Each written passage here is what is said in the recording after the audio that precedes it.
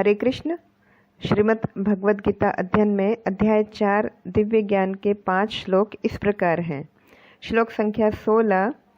किम कर्मेति कव्यः अपि अत्र मोहिताः तत्ते कर्म प्रवक्ष्यामि यत् ज्ञात्वा मोक्ष्यसे अशुभात्। अनुवाद: कर्म क्या है और अकर्म क्या है, इसे निश्चित करने में बुद्धिमान व्यक्ति भी मोहग्रस्त हो जाते हैं। अतएव मैं तुमको बताऊंगा कि कर्म क्या है, जिसे जानकर तुम सारे अशुभ से मुक्त हो सकोगे। प्रभुपाद जी के तात्पर्य में केवल कृष्ण भावनामृत में किया गया कर्म ही मनुष्य को भवबंधन से उबार सकता है। श्लोक संख्या 17। कर्मणः हि अपि बोद्धव्यं च विकर्मणः अकर्मणः च बोद्धव्यं गहना कर्मणो गतिः। अनुवाद: कर्म की बारीकियों को समझना अत्यंत कठिन है, अतः मनुष्य को चाहिए कि वह यह ठीक से जाने कि कर्म क्या है, विकर्म क्या है और अकर्म क्या है। प्रभुपाद जी के तात्पर्य में कृष्ण भावनामृत को तथा गुणों के अनुसार कर्म को समझने के लिए परमेश्वर के साथ अपने संबंध को जानना होगा। इस भावनामृत के विरुद्ध सारे निष्कर्ष एवं परिणाम विकर्म या निषिद्ध कर्म है। श्लोक संख्या 18।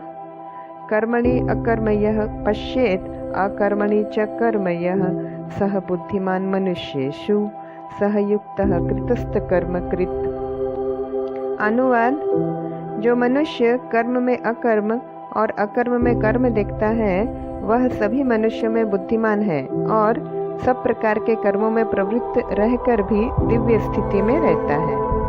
प्रभुपाद जी के तात्पर्य में कृष्ण भावनामृत में कार्य करने वाला व्यक्ति स्वभावतः कर्म बंधन से मुक्त होता है। उसके सारे कर्म कृष्ण के लिए होते हैं, अतः कर्म के फल से उसे कोई लाभ या हानि नहीं होती।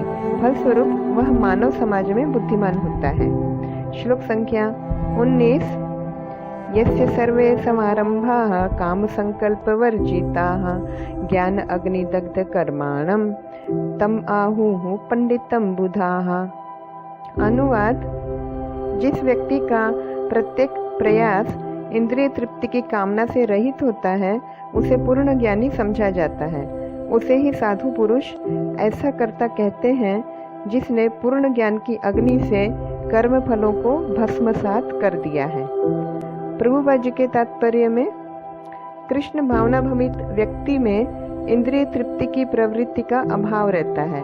इससे यह समझा जाता है कि भगवान के नित्य दास के रूप में उसे अपने स्वाभाविक स्वरूप का पूर्ण ज्ञान है, जिसके द्वारा उसने अपने कर्म फलों को भस्म कर दिया है। श्लोक संख्या 20। त्यक्त्वा कर्म फला संगम नित्य तृप्तो निराशयः कर्मणि अभिप्रवृत्तः अपि नैव किंचित करोति सः। अनुवाद: अपने कर्म फलों की सारी आसक्ति को त्याग कर सदैव संतुष्ट तथा स्वतंत्र रहकर वह सभी प्रकार के कार्यों में व्यस्त रहकर भी कोई सकाम कर्म नहीं करता। प्रभुपाद जी के तात्पर्य में कृष्ण भावना भवित व्यक्ति भगवान के शुद्ध प्रेमवश ही कर्म करता है। फलस्वरूप उसे कर्म फलों के प्रति कोई आकर्षण नहीं रहता। हरे कृष्ण।